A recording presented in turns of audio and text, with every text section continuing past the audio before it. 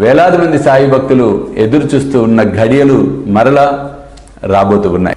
స్వామీజీతో షిరిడి యాత్ర సెప్టెంబర్ 5 గురువారం నాడు బయలుదేరతాం. సెప్టెంబర్ 6, 7, 8 షిరిడిలో వేలాది మంది సాయి భక్తులతో ఈసారి ప్రపంచవ్యాప్తంగా ఉన్న సాయి భక్తులందరినీ కూడా మేము ఇన్వైట్ చేస్తున్నాం ఈ గొప్ప కార్యక్రమానికి. కాబట్టి మీరు నాతో రావాలి, ఈ యాత్రలో పాలు పంచుకోవాలి అనుకుంటే త్వరితగతిన కింద కనిపిస్తున్న ఫోన్ నెంబర్స్ కి ఫోన్ చేసి మీ టికెట్ రిజర్వ్ చేసుకునే ప్రయత్నం చేయండి.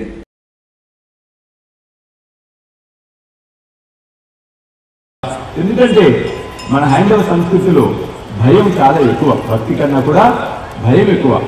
ఏ భయం? అమ్మో ఆ స్వామికి మొక్కుకున్నామండి, మనకి కలిసి వచ్చింది, ఆ తర్వాత ఆయన మొక్కు మనం తీర్చలా, ఆయన మొక్కు తీర్చబోతే ఉన్నదంతా లాగేస్తాడేమో, సత్యనారాయణ స్వామి వ్రతకథలాగా ఆ కార్తీక ఇచ్చేస్తే అయిపోతుంది కదా అంటే భక్తి కన్నా భయం. కానీ భగవంతుడు ఏమంటున్నాడు? నాకు నీ ప్రేమ కావాలిరా అంటున్నాడు బాబా. ఎంత బాగా చెప్తున్నాడు చూడండి. భయం వద్దు, నీ ప్రేమ నాకు కావాలి.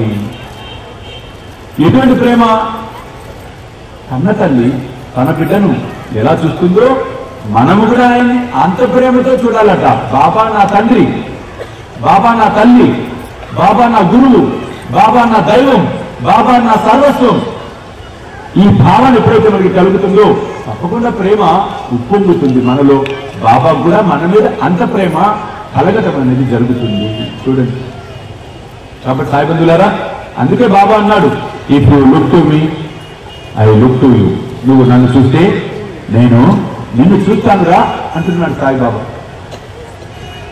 నన్ను చూస్తే నిన్ను చూస్తే అంటే ఇప్పుడు చూడండి, త్రికరణ శుద్ధిగా మనస్ఫూర్తిగా బాబానే తదేక దృష్టితో చూస్తూ ఆయన లీలలను పాడుకుంటూ శ్రవణం చేస్తూ ఆయన ధ్యాసలో గడుపుతూ మనస్ఫూర్తిగా ఎప్పుడైతే బాబాను మనం ప్రేమిస్తామో బాబా కూడా మనల్ని కంటికి రెప్పలాగా కాపాడుతూ ఉంటాడు. ఇది వాస్తవమైనటువంటి విషయం. సాయి సచరిత్రను మనం చూసినట్లయితే సాయి సచరిత్రలో ఎన్నో అద్భుతమైనటువంటి అనుభవాలను మనం శ్రవణం చేయవచ్చు. ఈ అంశానికి సంబంధించినటువంటి అనుభవాలు అంటే ఆయన మన మీద ఎంత దయ చూపిస్తున్నాడు అనటానికి నిదర్శనం. ఉదాహరణకి సాయిబాబా ఒక దీపావళి పర్వదినం నాడు ద్వారకామాయిలో దీపాలు వెలిగించే ప్రయత్నం. బాబా ప్రతిరోజు వర్తకుల వద్దకు వెళ్ళేవాడట నూనె తీసుకురావడానికి. ఆ రోజు కూడా వెళ్ళాడు బాబా. ఆ నూనె వ్యాపారులు చేదరించుకొచ్చారు బాబాని. బాబా వెళ్ళాడు, నాకు నూనె కావాలయ్యా అన్నాడు బాబా. ఆ యజమాని అన్నట్ట, జావో జావో బాబా, క్యా హై హర్వ దేనా క్యా అది తేల్ నహీ హై జావో. ఏ బాబా రోజు ఇవ్వాలా నీకు? ఇవాళ నూనె లేదు కోపో అన్నాడు. చూడండి, పరబ్రహ్మ స్వరూపుడు సమర్థ సద్గురువైన సాయిబాబా, సాక్షాత్ బాబా అక్కడికి పోయి నూనె కావాలంటే ఆ వర్తకుడు స్వీకరించుకుంటాడు. అప్పుడు బాబా ఏమన్నాడు చూడండి, అలాగా నిన్ను భగవంతుడు చల్లగా చూస్తాడు అన్నాడు. తప్పితే నువ్వు కుక్క వైపో, నువ్వు పిల్లి వైపో అని చెప్పించరా బాబా.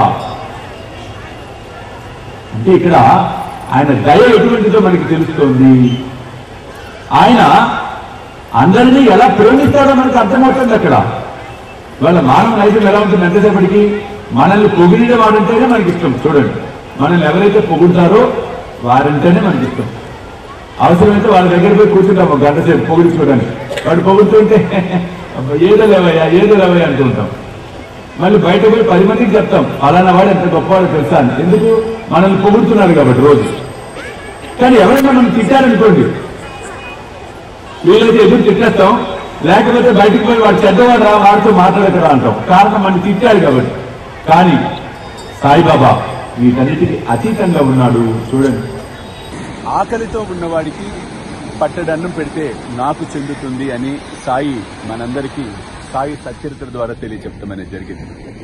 కాబట్టి పట్టడన్నం అనేది కాదు, కడుపు నిండా ఆకలితో ఉన్న వారికి భోజనం పెట్టే కార్యక్రమమే శ్రీ సాయి భోజన్.